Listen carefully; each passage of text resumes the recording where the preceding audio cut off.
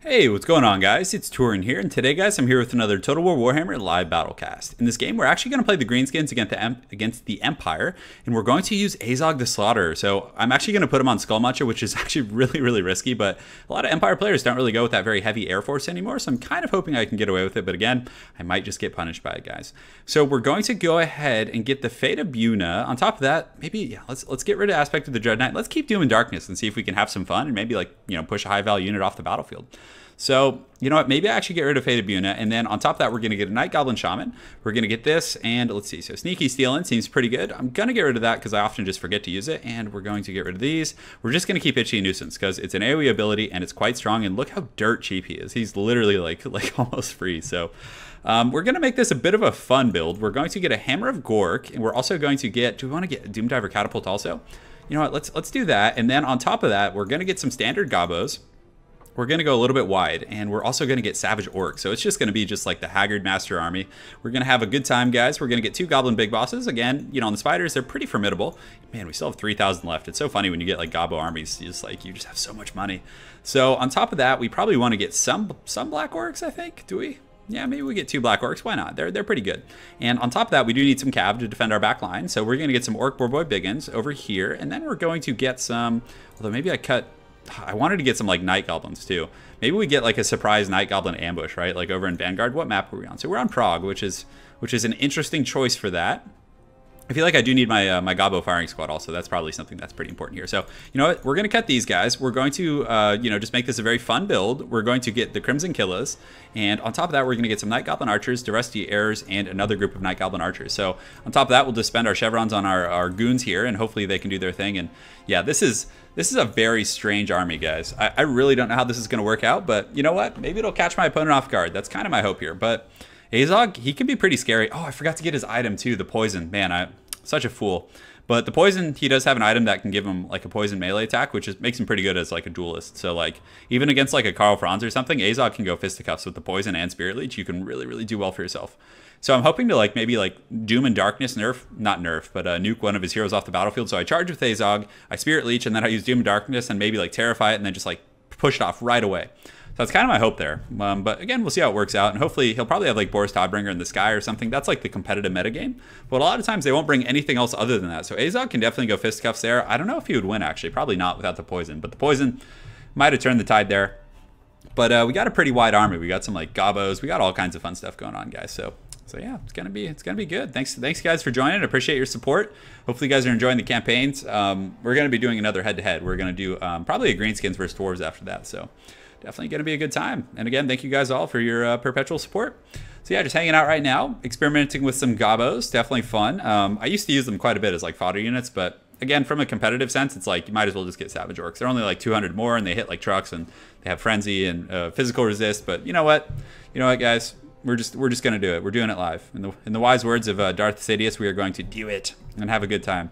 So sorry if I've been like spamming that. I'm one of those people that like that just beats memes into the ground, like I don't know if I would even call that a meme, but just like just jokes. I just so repetitive. And again, I apologize for those of you that are annoyed by that, but I'll try my best to try and tone it down a little bit. But man, that just gets me every time. Just like how like haggardly evil he is. He's just like, there's no like, I mean, obviously he's trying to like disguise the fact that he's like a Sith Lord in the Star Wars, but like he is just so evil, like just like cheesy evil, Like, just the way he says those things, just the look in his eyes, I don't know why, it just makes me laugh every time. But anyways, the rant is over. It looks like we're about to start a deployment, so let's have some fun, guys. So we do have AZHAG. We got the Crimson Killas here. Hopefully they can carry the weight of the armor piercing on their backs. So we're going to kind of mix and match here in the front line and just put some of these dudes, kind of mixing Gobbos, and it's going to make our front line pretty wide. I mean, it's big for sure, and the Crimson Killas can kind of go front and center, and we're just going to, actually, let's pull them back just a little bit, and we're going to want to see where his, what's it called, his armored unit. So if he has like great swords or anything like worth killing, we're gonna hopefully be able to deal with that. So we're gonna put our Goblin Big Bosses in our little goon squad here. They're gonna be protecting our missiles, which should be fine. AZHAG can be here.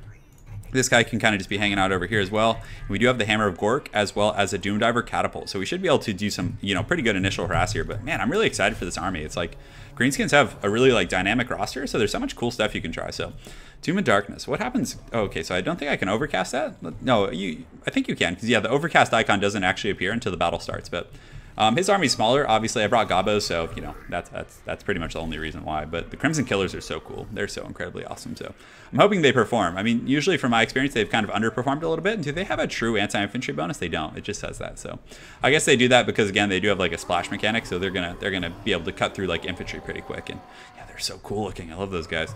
So did we get the poison with him? No, it doesn't look like we did. So, okay, cool. So we're ready to party. Let's go ahead and get this guy kind of moving up here. Oh, and perfect. He did bring great swords. And yeah, we'll start shooting here. And let's actually go after the handgunners with those. And oh, we got to make sure to lock that, because if you lock it, they won't keep their formation. So we're going to kind of move up a little bit and just keep our goon squad in the back. And yeah, that should be good. Just like that. Great. So we're just going to kind of keep our two goblin big bosses as well as our orc boars back here.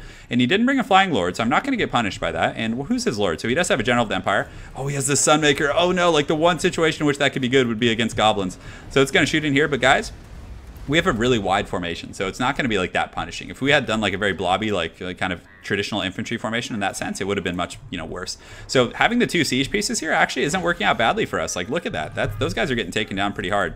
And if we overcast this, does it then become, oh, it becomes an AoE effect. That's kind of cool. So hopefully we can like, and they're not immune to psychology or, yeah, okay, so we could terrify them as well. So we're going to kind of just fly over right now, just hang tight. And you know what? We might actually start nuking that Jade Wizard. It looks like he just used a heal. So he used a regrowth. So we're going to like Spirit Leech that guy and just kind of like test the waters a little bit, kind of try and work him down. So we get a Spirit Leech. We're going to want to take out that healer. So let's go ahead and just, yeah, and we're going to push up and past with these guys. We're going to push up and past here. And yeah, we totally forgot about the missile fire there. So we're going to push in here. We're going to push in here. And we do have the Crimson Killers. So we're just going to kind of saturate with a bunch of fodder units and then move up the true goodies. So our firing squad, we want to get them shooting at, where do we want to shoot right here? So we can probably go after his handgunners right here and just shut down his missile play. And you know what? He's not going to like threaten my back line. So we're just going to go up and around here. So yeah, so we're going to wait a second before we use any like funny business in the front line. The Savage Orcs are going to engage on halberds in the sides, which is a really, really, really bad trade for my opponent. So we're going to keep going here. The Hammer of Gork, now that we're like engaged, we can go ahead and start shooting at his handgunners. I really just want to like get those guys off the battlefield so AZHAG can, you know, essentially do whatever he pleases. So we're going to do a little flyby right here. We do have our, this is going to be brutal. So we're going to use Itchy Nuisance here. We're going to kind of debuff that line. Oh, did I misclick that? And we're still taking that fire there, which is pretty rough. So the Jade Wizard got healed up, which is fine. Lore of Life is a pretty good, you know, counter to that particular lore. So the leadership of his troops, it's eager right now. So we're going to wait till it gets a little bit closer before we start doing our like our spam kind of. And we do have our goon squad coming up. So let's go up and around like so.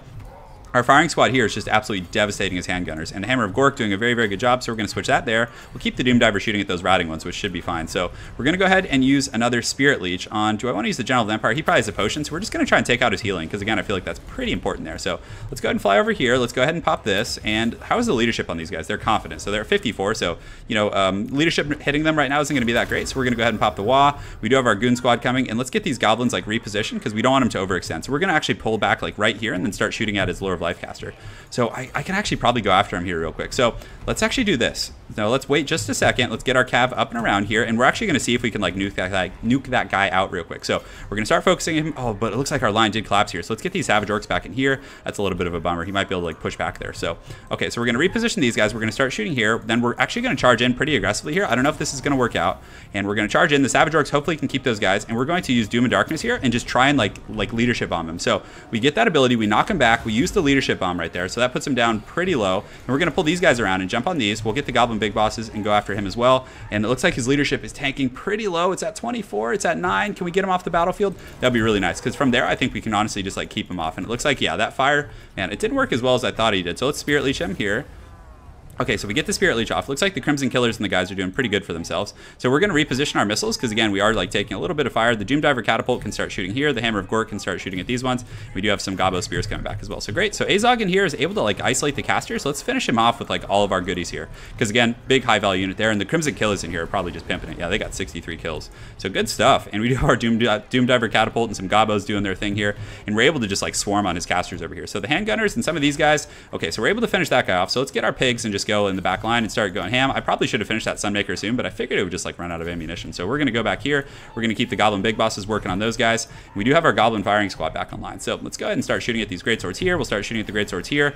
Our Gabos there just being absolute thugs. And you know what? We can start shooting here, and we can get the Doom Diver shooting there as well. So AZHAG's able to terror out those guys, and the pigs are coming in hot. They're bringing the bacon, guys. It is judgment time. I love how excited they look when they charge in there. So they're going to get in there, and definitely a little underwhelming on the charge animation there. I wasn't terribly pleased, but you know, the Fear Bomb was okay. We're able to kill his caster, which is good. So let's go ahead and pull in here. We do have the Itchy Nuisance as well, so we can probably pop that to really like seal the deal here. So we're going to pop that.